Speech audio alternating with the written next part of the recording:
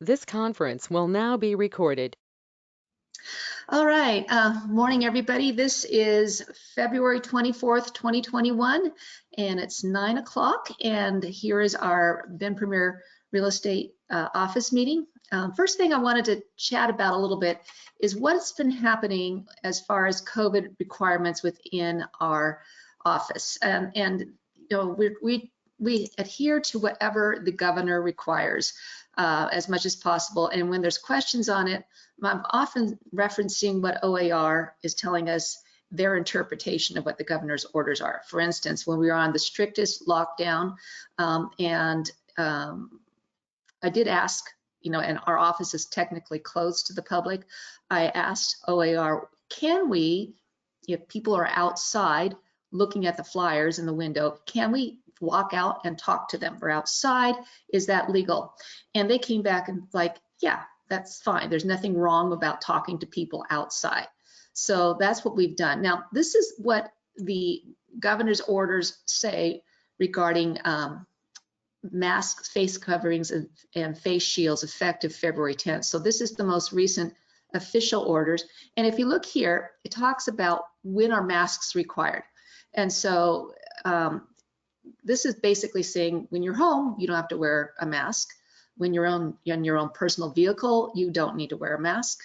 If you're under 5 years of age or under 2 years using public transportation, if you're eating or drinking, and by the way, restaurants can now have 25% of normal capacity inside, which is wonderful. So eating or drinking, you're allowed. You're engaged in activity that makes mask wearing not feasible, such as taking a shower, or if you're having the dentist work on your teeth, you're sleeping, obviously, in a private individual workspace. So that's the question here as far as what it works when we're at work. So if you're in a private individual workspace, you are not required to wear a face mask. Now, when I'm at the office, I'm wearing a face mask all the time, but every now and then I have to go into like a Zoom meeting or a GoToMeeting or something like that. And if we are engaging visibly, I do shut my door and I do take the mask off. I feel weird doing that at the office because I'm so used to wearing a mask. I'm there all day long wearing a mask, which is why today I wanted to be without a mask and I'm doing the meeting from my home. So basically, this is what is required within from the state right now. So if you're in the office, you need to have a mask on unless you're in a private individual workspace. And in our office, the only real private individual workspace that I can envision would probably be my office where I can shut the door. It is private. It is an individual workspace. If we're out in our open area, I can't see that that's actually something that's permitted. Now, if you're all by yourself and there's no one else in the office, and you can work privately at your space, I don't see any reason why you have to wear a mask there. But when you're on floor and people outside the office are walking by and they're looking in, and even though there might be no one in the office but you, I would highly recommend and basically say you must be wearing a mask while you're doing this. If you're on floor, people have to feel confident and comfortable to walk into the office and talk to you while you're in floor. So keep that mask on at all times when you're on floor. So if anyone has questions about that, please see me. I do reference the governor's orders on a regular basis. It's really important for us to adhere to all requirements. So this is, again, the latest. Now, where do I get this information? I don't know if you guys have ever gone to coronavirus.oregon.gov, but that is where I find all this information. So this is coming from the governor's office, and I use this all the time. So if you've never done this before, this is where you find the status of activities in your county. So here, Deschutes County, you can find any county. You can find Crook County, what's required there. So that you pop that in, you see where the recommendation or what level of risk they are at. Crook County is at extreme risk, which is the worst risk. It's the most lockdown. Deschutes County has moved to high risk. They moved to high risk a couple weeks ago. Hopefully it will stay no higher than high risk. Extreme risk, of course, is the worst risk. So if after a high risk, you drop down to I think moderate risk, which allows for 50% people in a restaurant. So each level gives you more and more freedoms. And again, as we're moving closer and closer to having more people vaccinated, it seems like this is happening on a regular basis, which is why I'm just really encouraged about what's going on here. So good stuff, really good stuff. The other thing I needed to talk about, two more things before we get into the market trends. With RMLS, that's our secondary MLS, we received a couple of, I mean, they monitor all the listings just like they do in Flex, and if we have anything in violation of MLS policies, they let us know. Now with RMLS, we got notified because we were putting in agent remarks about no commission on seller concessions, which we do in Flex. Remember, we used to have a box that we would check on Flex, or before that when it was Rapatoni, no commission on seller concessions, so that the cooperative agent would know this. And so since that box has just been recently removed, if we are not having commissions paid on seller concessions, we are writing it in agent remarks so that the cooperating agent is aware of that. We were doing that also with RMLS. Now, should have recognized this, but that's contrary to RMLS policy. So we can't say anything about seller concessions not having commission paid on them. That's in violation of their policy. So just be aware that if you have an RMLS agent who's writing an offer on your listing and your seller accepts it, and there's seller concessions in there, and your seller is expecting not to pay commission on it, you've got to let that RMLS agent be aware of it. They found that listing because RMLS is a secondary MLS for us. They're reading the listing information, and they're expected to have their cooperative commission based upon what we're telling them. And if it's not in the listing because we can't put it in the listing, you have to communicate that some way. Just be aware of that, and I'll put this also out in writing so everyone who is not on this meeting hears the same thing. So if you guys have questions on that, any questions on how that's being handled? Anyone have questions on that? See if there's anyone with the chat on it. Great. If not, just be aware of that. So be aware if you have an RMLS agent writing on your stuff. Okay, the other thing I needed to talk about a little bit was dealing with this statement here from FISA Chambers. I'm in Central Oregon Haves and Wants right now, which is a Facebook post just for Central Oregon agents, real estate agents. And there's 600 members who cooperate on this. If you're not a member of Central Oregon Haves and Wants, I would suggest you do join, make a request to join, because it's such a great tool to find out about listings that are coming, price reductions that are coming, putting out buyer needs, all that sort of stuff. But this statement that FISA Chambers had written here, I want to read it to you. So, did you know that your coming soon listings are fed to Redfin and they supply them to consumers on their website?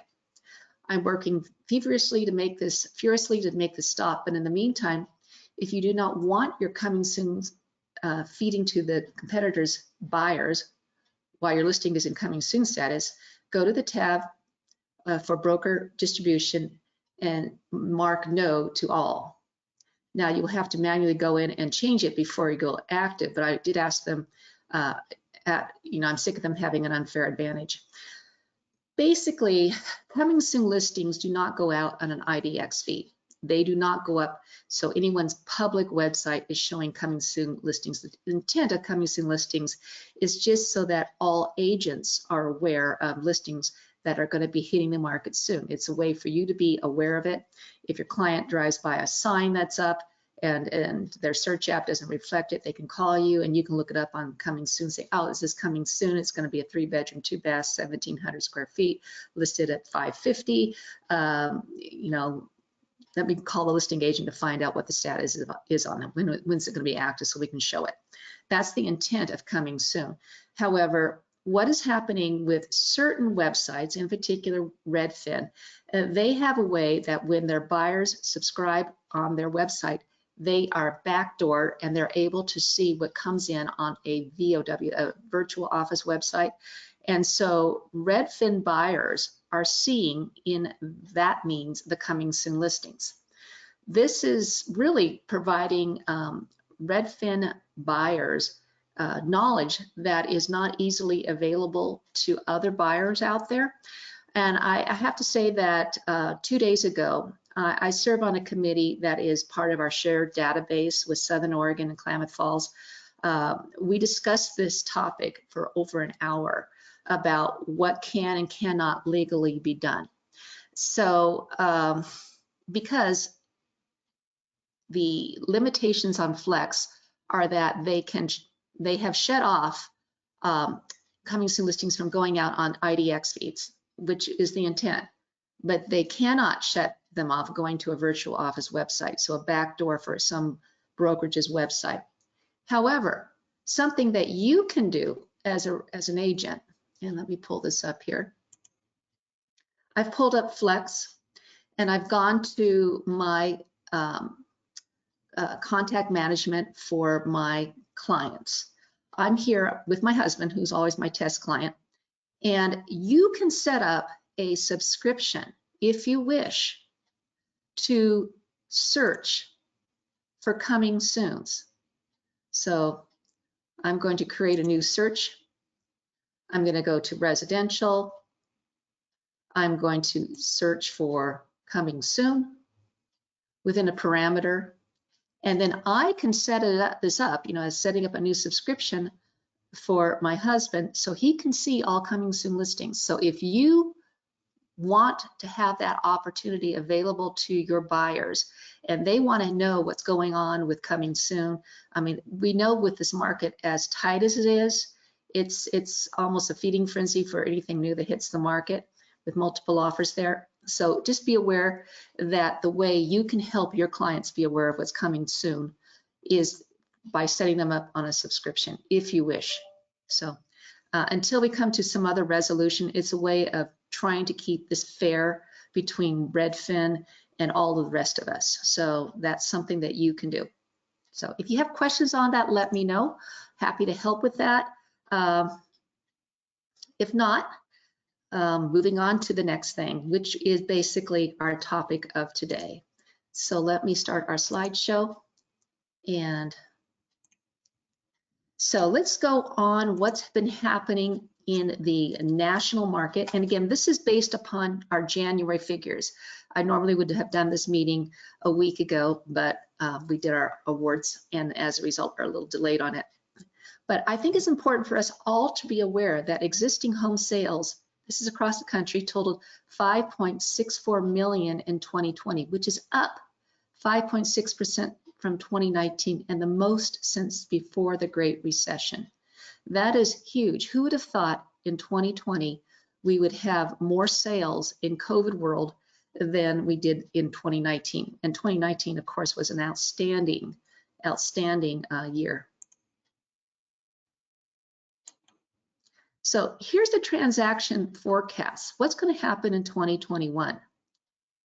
Fannie Mae, NAR, and the Mortgage Bankers Association all believe that we're going to have an increase in sales in 2021. So Fannie Mae from 6.47 million to 6.71 million, NAR, who had predicted 6.45 million to 7.5. I mean, they're very, very bullish on their thought process of what's going to happen.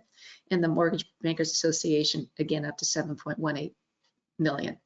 Will that happen? We'll have to see. But here's the projection. So between the National Association of Realtors, Zelman Associates, Realtor.com, Freddie Mac, Mortgage Bankers Association, Fannie Mae, and CoreLogic, the average of all of these is that we're going to have a 5% increase in home prices. So we're going to have not only more sales, but also more prices.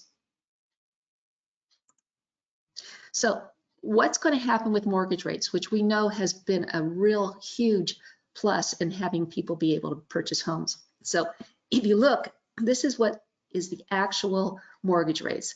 In 2018, we were up to about 4.8%. Again, historically, really low figures. I remember when we dropped below 5%. That was outrageous. Outrageously great. We were all thrilled to pieces with that. And when I bought my first house, or no, my second house, I think I was at 8% mortgage rate, which was in those days, a really good rate. I locked in at a great time. For those of us who live in the 1980s and may have purchased a home, do you remember when the rates were like 12, 13, 14%? So anything that when we dropped below 5 was outstandingly great, but rates kept on going down until Q4 of 2020, they were at 2.8%. We're starting to see a little creep up. So things are starting to go up a little bit, 2.9. The prediction is 2.9, and then in third quarter, up to 3%. And then prediction also by fourth quarter of 2022 will be at 3.2%. Still outstandingly good rates, but not the low.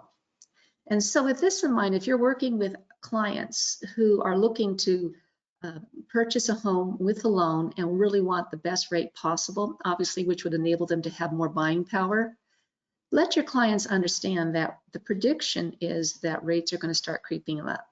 And as that happens, what they can purchase will be a little bit impacted.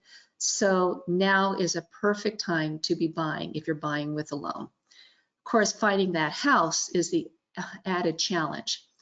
So rising interest rates reduce house buying power and affordability, but are often a sign of a strong economy, which increases home buyer demand. So recognize that by any historic standard, today's mortgage rates remain historically low and will continue to boost house buying power and keep purchase demand robust. So when interest rates start going up, it's usually a sign of a strong economy. Again, when things are distressed, that's when the Fed tries to knock down interest rates. And though there's not a tie-in between the Treasury and mortgage interest rates, they do tend to follow suit. So when the Treasury knocks down interest rates, mortgage rates tend to drop as well.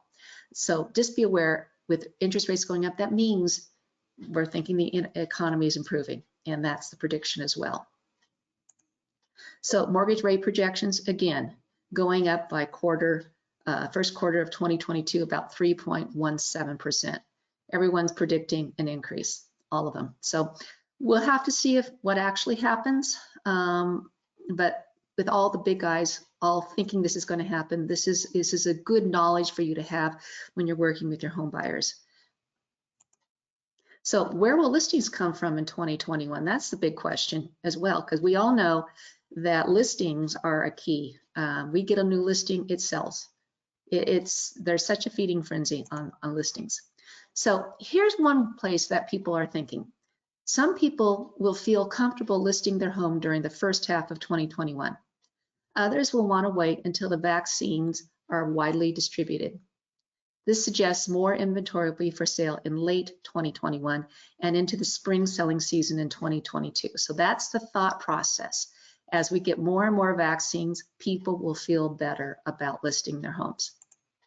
So here's the month's supply of available inventory of existing homes. Again, this is across the entire country. So you can see last year, this is the end of 2019, September of 2019. We had a dip in December to 3.6%. January of 2020, here's February of 2020, and it went up as COVID first hit, and then look what happened at the end of the summer, first of the fall, it dropped. And now December of 2020, we're at 1.9 months of available inventory of existing homes across the country. Of course, our market is very different. We had far less than that. I wish we had 1.9 months of supply.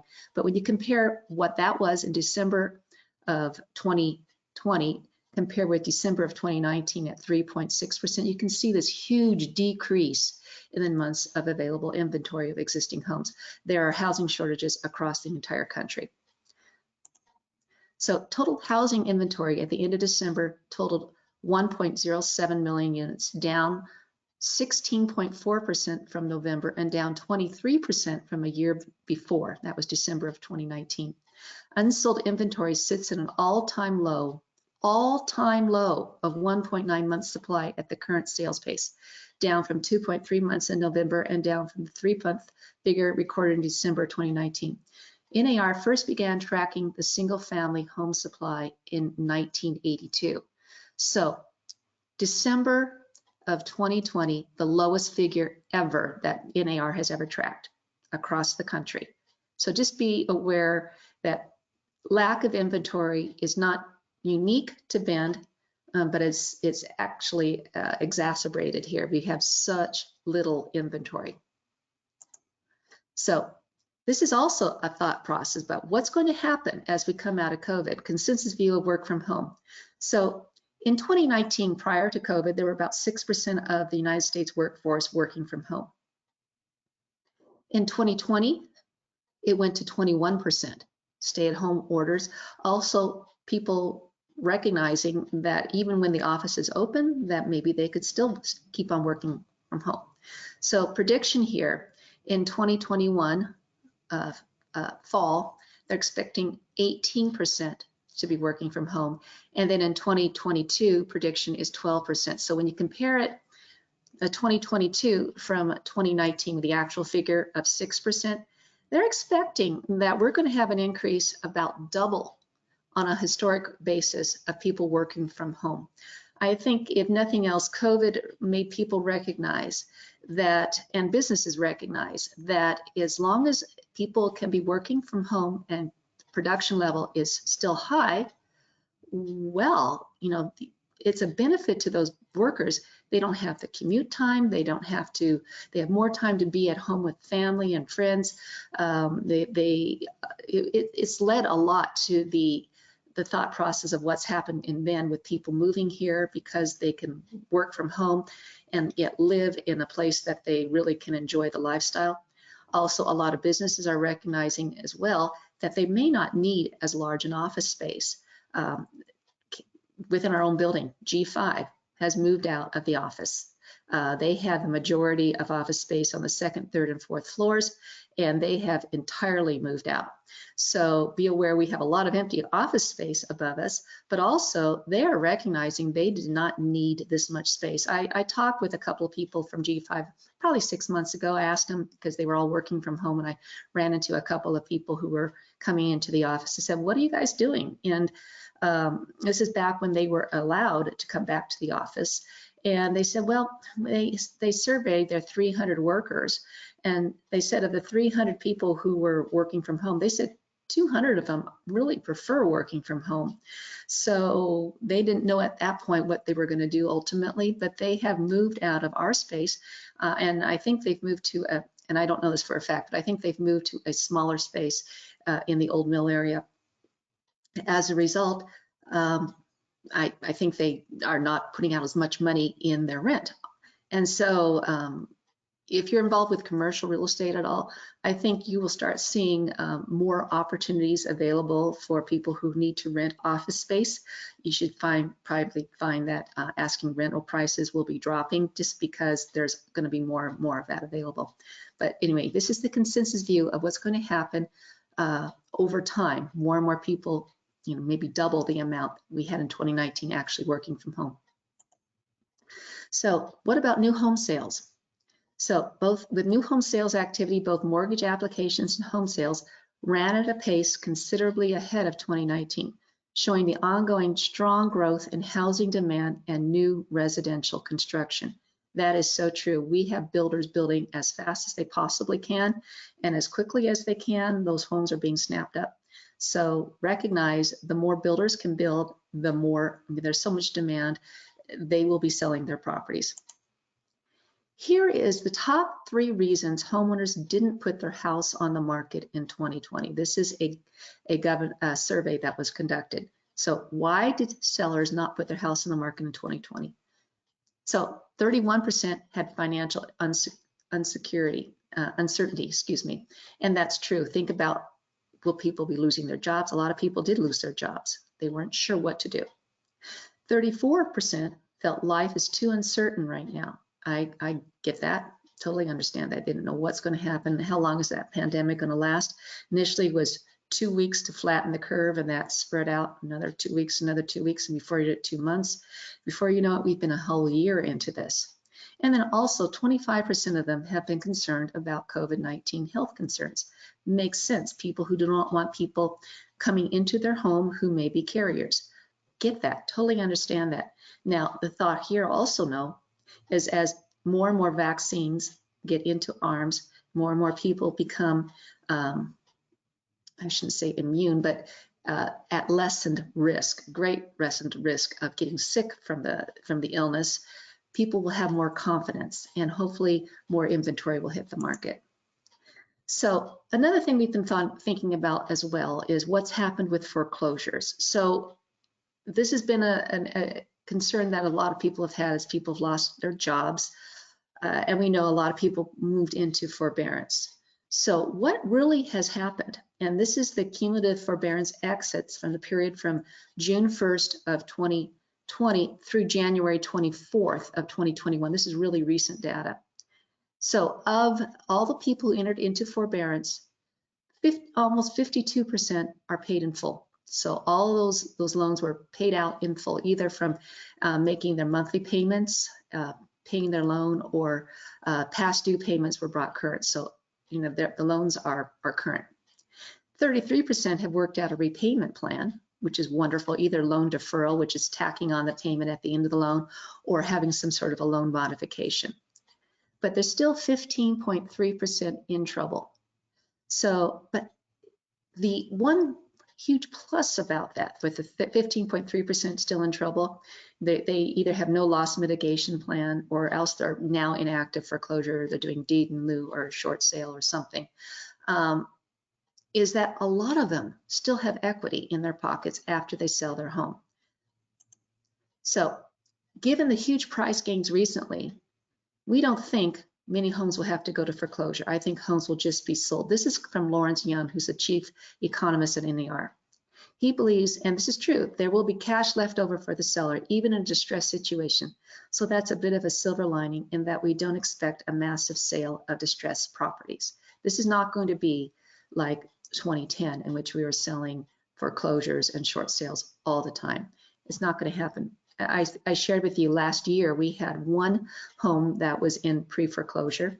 The seller, however, when we actually got the property closed, walked away with a good amount of money in their pocket because there was so much equity in the home based upon the loan that they already had. So even though they were not making their payments, when they actually got the place sold, the loan was paid off in full, including any penalties and interest, but they walked away with a lot of money in their pocket. With interest rates, with equity the way it is, this is true. So what about affordability in today's real estate market? This is the affordability index. The higher the figure, the more affordable. So think about when we had the housing crash, 2011, 2012. Homes were really, really, really affordable. That's when distressed properties dominated the market. People could pick up wonderful properties for just a fraction of what it would cost to rebuild them. That's when homes were most affordable. Interest rates were they were low. They weren't as low as they are today, but they were low. And with people who had jobs, these homes were priced so low that they were extremely affordable. But if you look where we are today, we are still in a really good shape for affordability. It's hard to say that with home prices going up, but this index takes into consideration such things as interest rates. Again, interest rates are so low that people can't afford to buy a home. Look at how much the monthly payments are. So we are really, really in good shape, especially compared to what we were during the boom years when homes were at all, hardly at all affordable. Yeah, Bob, you have a real valid point here. So where are they going to buy the next home? Buy low, sell high. Yeah, I agree. You know, it's challenging. If they can win the house, they can afford the payment. This is one thing though. Where in the country can they afford to buy if the house cost is actually still low? And it's better to buy than to rent. And that's the question here. So understand the percentage of income needed for a mortgage payment decreasing dramatically as mortgage rates fell. So today, income needed for a mortgage payment is really, really low. We are down a lot from where we were in 2018. Little dip there, but we're still really in great shape as far as that goes. The the national home buyer's typical mortgage payment, which is inflation-adjusted mortgage payment that buyers commit to. So this chart represents the inflation-adjusted monthly payment based on a U.S. median sales price and assumes a 20% down, a fixed rate, 30-year mortgage, and Freddie Mac's average monthly rate. It does not include taxes or insurance. So again, you can see during the boom, this is when it was least affordable to have a mortgage at monthly payment of $1,300. Here's during the crash when it was really cheap. But today, again, we are in good shape as far as what a typical mortgage payment. Again, national trends. This does not reflect our individual market, but again, historically, something you can use when you're working with your clients. Recognize that mortgages are really affordable right now.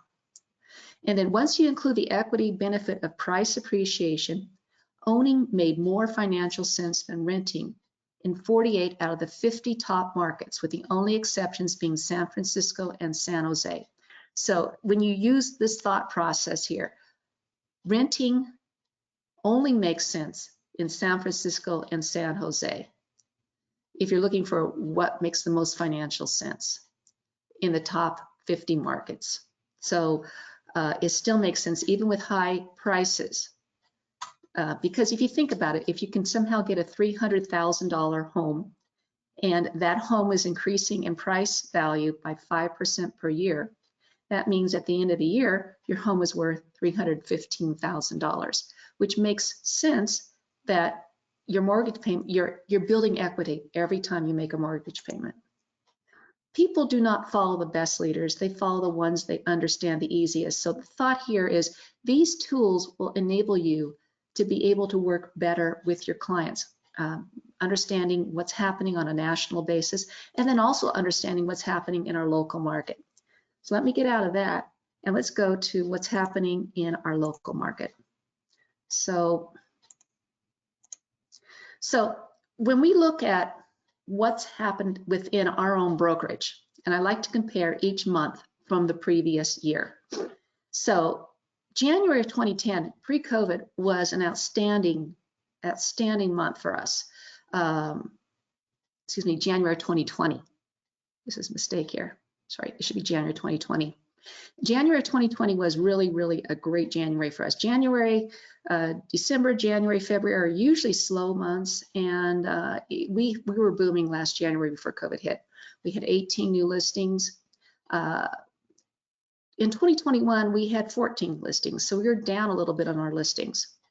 Volume a little bit lower just because it was 4 less listings. I'm gonna skip pending right now. We had roughly just a few less closings, but the pendings, this is significant. Pendings in 2020, which was wonderful. We had 32 pendings, but in 2021, we had 40 pendings. So we are up 25% in pending sales in January of 2021 versus January of 2020. Even with no inventory out there, we are putting a lot of deals together. In fact, I asked Emily last night, how many deals have we written so far this year? This is as of yesterday. We have actually, and I know not everyone has turned in all their dead deals. Recognize dead deals still need to be turned in. We have to have cataloged as state statute. We must have a copy of all dead deals as well as ones that keep on going. We've had over 160 deals written that we've been a part of, either from the listing side or from the buyer's side, not including ones that haven't been turned in as of yesterday. So we are on pace to outpace what we did last year as far as new deals being written, unheard of. So year to date, we are a little bit below on our closings, but compared with 2020, but I suspect we're going to be doing very well the rest of the year. When you consider lack of inventory and how hard it is to, when we're representing buyers and we're writing 5, 10 offers before something finally gets accepted. A lot of work goes in here. This is from Flex itself. Again, the Bend residential. Now this chart is showing Bend, which includes Sun River. So again, looking here to see what's happened with solds, new listings and active listings, about equal. Everything we sell, we get new listings, active listings, it's the same. Something new hits the market, it's on contract right away. Look at what's happening with listing prices. Listing prices are, again, really, really high. Active median list price, according to this chart, which includes Bend residential, this is acreage property, everything, Sun River, above $700,000 for listing price. Absorption rate, less than about half a month's supply. Sold to list ratio, people are getting over asking price. We're above 100% on our sales. Days in market down to about 20. And then the price volume, we're not holding on to any inventory. There's just nothing available. This is the figure I use so much. When you look at January 2021 versus 2020 for Bend single family residential, this is my chart, which I've taken Sun River out of the equation. So this is just what's happening in Bend. Active listings, 89 active listings. Same time last year, 561. So we are down 84% in active listings. New listings, 135 hit the market in 2021, 154 in 2020. So, but that reflects us too. We had more listings in 2020 than we did in 2021, down 12%. New pendings, up 104%. So again, anything that hits the market is immediately snapped up. Solds, up 12% for the number of solds. And the sold volume going from 71 million to 102 million, up 44%. The average sales price at 666, up 28% over the year before. Median sales price, 577, up 31% from the year before. And again, percentage of list price at 102%, everything going over asking price. Month supply for Bend single family residential, when I did this chart, less than half a month. So we're down 86% over 2020. It's inventory. We've been saying that for a year, but it's even more inventory. You get a listing, it's in contract. You get a listing, it's, we typically get multiple offers on it. So it's pretty crazy. And again, this is our market penetration report. This basically shows us compared with all the other brokerages in Central Oregon. And we look at where we are. And again, considering that we are 55 agents, we rank right here, number 6, as far as, and our volume here is really high at 567 as an average sales price. So we're doing great, guys. I can't say enough about how wonderful you all are. And with that in mind, does anyone have questions or comments? And Bob, to answer your question, but where will they go to buy their next home? Yeah, sell high, buy low. I think a lot depends on if they're looking here in Bend, which is why a lot of us have thought about putting our homes on the market. I've thought about putting my home on the market the way the market is right now, but where would I go? Sell my house to find a replacement home because I don't need all the square footage we have here. I would probably be spending a lot of money for a home maybe half the size. So I don't know where I'd go. Bob, I think it's for people who'd probably be leaving the area. Anyone else have questions or comments about that? Any questions regarding the RMLS, the coming soon and subscriptions, the mask wearing, anything like that?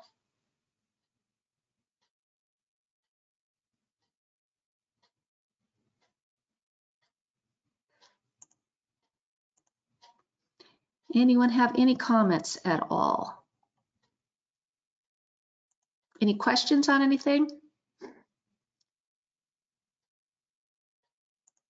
Everyone's so quiet.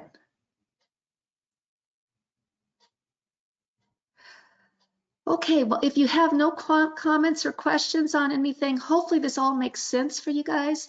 If you need anything, feel free to reach out. And I will be in the office just as soon as I can get my shoes on and drive over there. And I will talk to you soon. Thanks so much, everybody. Oh, a couple comments. Thanks, everyone. Okay,